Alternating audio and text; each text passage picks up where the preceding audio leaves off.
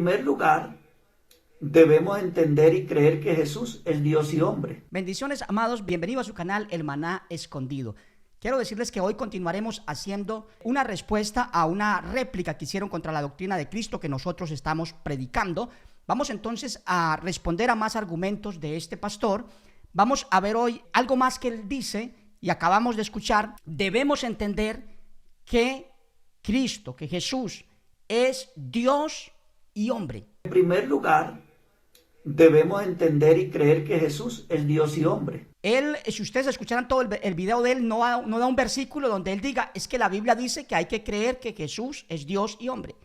O sea, no hay una base bíblica que puedan mostrar donde exista ese mandamiento. Solo que ellos lo necesitan para que usted pueda dejarse meter a la cabeza la doctrina unimodalista que ellos presentan, de un padre humanado, hecho hombre. Entonces, ese mandamiento no existe que diga literalmente debemos o tenemos que creer que Jesús es Dios y hombre. Eso no lo dice la Biblia, es un mandamiento de hombres. Ahora, pero sí vamos a ver que hay un mandamiento que nos cobija a todos los que predicamos la palabra en Primera de Pedro 4:11.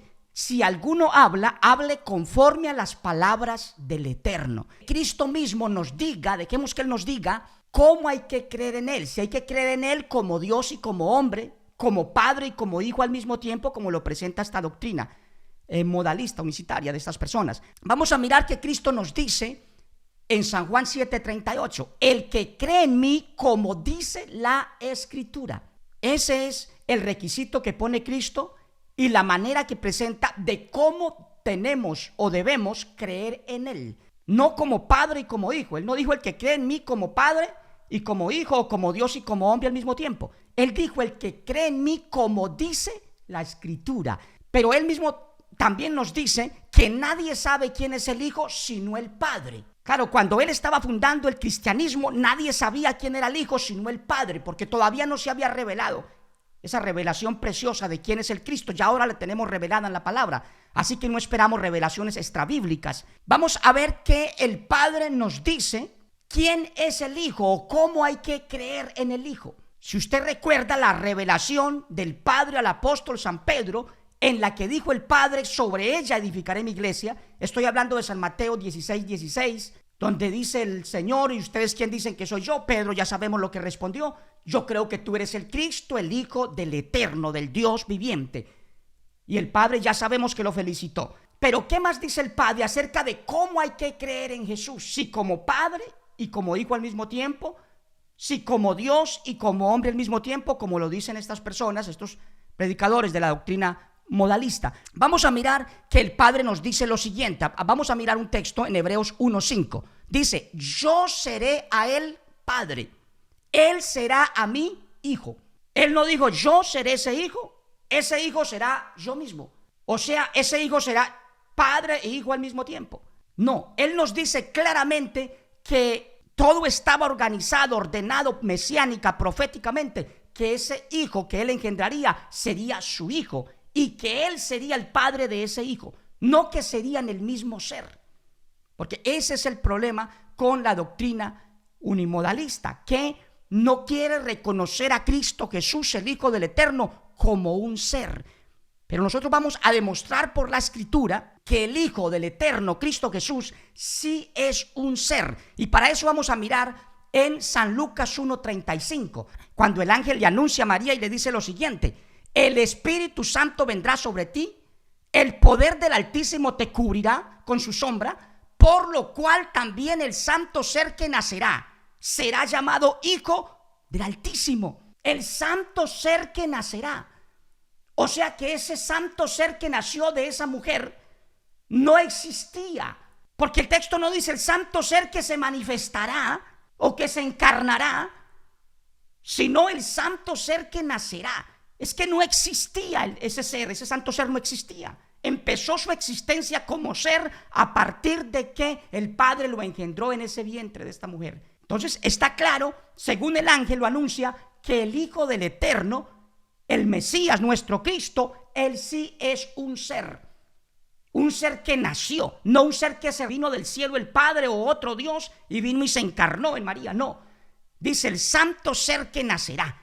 O sea, ese ser apenas empezó ahí a existir como ser, porque antes Cristo preexistía como verbo, como palabra. Por eso Él dijo: yo soy el pan que ha descendido, la palabra que ha descendido del cielo.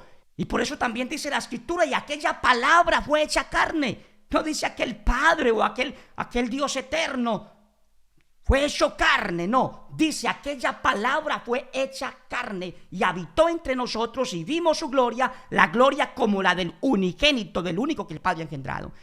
Vamos a dejar entonces que Cristo Jesús siga defendiéndose, porque a través de la palabra le está dando la pelea, la batalla que anunció en Apocalipsis. Vendré y pelearé contra ellos con la espada de mi boca.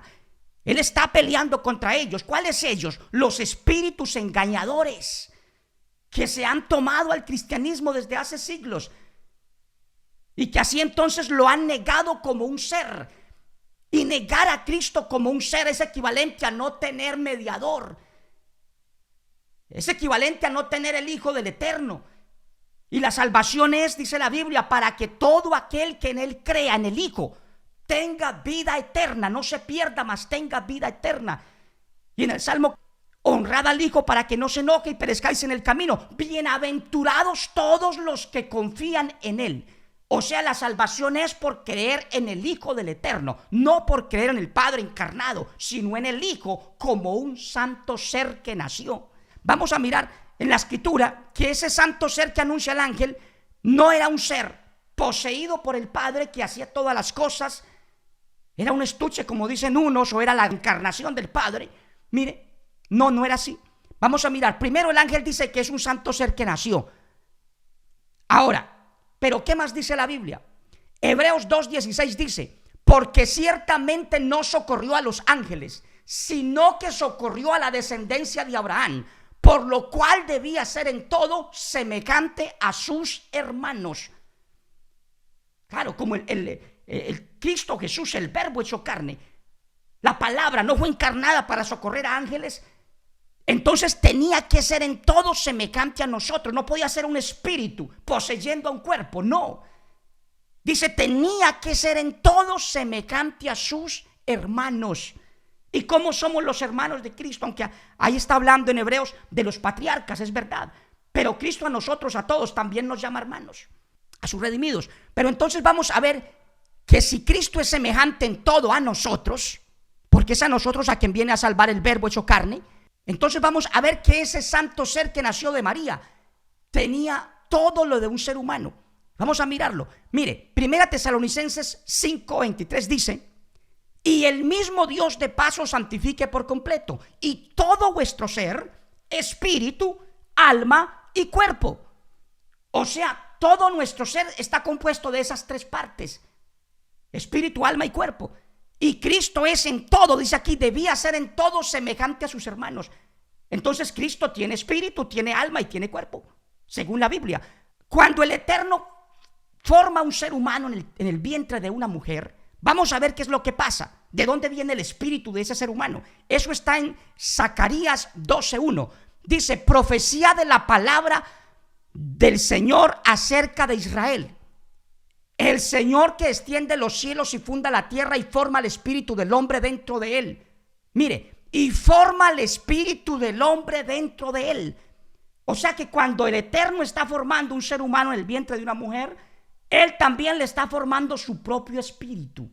Y si Jesús, el Hijo del Eterno, es semejante a nosotros en todo, entonces el Eterno le formó dentro de él, de ese cuerpito, le formó un espíritu propio.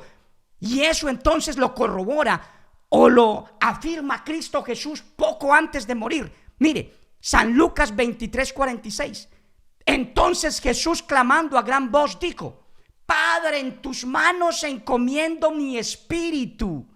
No le dijo: Padre, en tus manos encomiendo tu espíritu. No, mi espíritu. Porque Él es en todo semejante a nosotros. Tiene espíritu propio. Pero vamos a ver a Cristo cómo se sigue defendiendo con la espada de su boca contra esa negación de que Él no es un ser. Veamos San Juan 5:26. Como el Padre tiene vida en sí mismo, así ha dado al Hijo el tener vida en sí mismo. O sea que el Padre no puso ahí un cuerpo muerto en el vientre que fuera creciendo sin espíritu, sin vida propia. No, Él engendró un ser completo, semejante a nosotros, con espíritu, alma y cuerpo. Y por eso el mismo Hijo dice, como el Padre tiene vida en sí mismo, así le ha dado al Hijo el tener vida en sí mismo. Cristo no es un cuerpo poseído por el Padre, ni tampoco una transformación del Padre fingiendo que era un hijo. Vamos a mirar algo más sobre argumentos de la doctrina unicitaria, modalista, que tienen ellos. Y ese que el Señor Jesús dijo, el Padre que mora en mí, Él es el que hace las obras. Bien, hermanos, acabamos de escuchar un argumento más de la doctrina unimodalista, unicitaria modalista, donde Cristo es solamente un modo del Padre. Acabamos de oír cómo esta persona, como este siervo, pastor de buena intención, tratando de defender su doctrina, lo que le pusieron a defender, pues hace un esfuerzo, y en ese esfuerzo ellos deshonran al Hijo. Porque acaba de decir él, y lo sostienen, lo he visto en varios videos, que el Padre es el que hizo las obras. Literalmente, o sea, de manera total, de manera directa. El Hijo no hizo obras. Él no sanó a nadie, no resucitó a nadie, no hizo nada, todo lo hizo el Padre, y solamente que fingía que era un hijo. Esa es la doctrina de ellos. Bien, pero vamos a ver entonces cómo Cristo Jesús se defiende de esa deshonra, porque no solamente lo niegan como ser, cuando Él dice que tiene vida en sí mismo, sino que también lo deshonran diciendo que Él no hizo nada, solamente comer y dormir.